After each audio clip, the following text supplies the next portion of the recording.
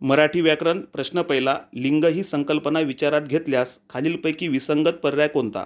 योग्य उत्तर पर्याय क्रमांक 2 व्याही. व्याही पुल्लिंग, विहीन स्त्रीलिंग. इतर पर्यायातील शब्द हे स्त्रीलिंगी आहेत.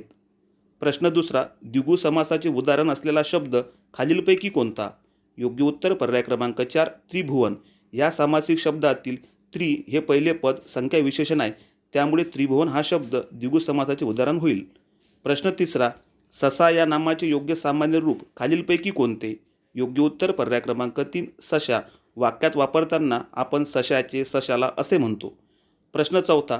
मराठी भाषेत वापरला जाणारा अरबी शब्द खालीलपैकी कोणता? योग्य उत्तर पर्याय क्रमांक 1 हुकूम. इतर पर्यायातील शब्द फारसी आहेत.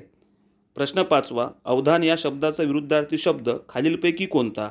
योग्य उत्तर पर्याय क्रमांक 3 अनवधान. प्रश्न आवडल्यास लाईक करा, शेअर करा, सबस्क्राईब करा. धन्यवाद.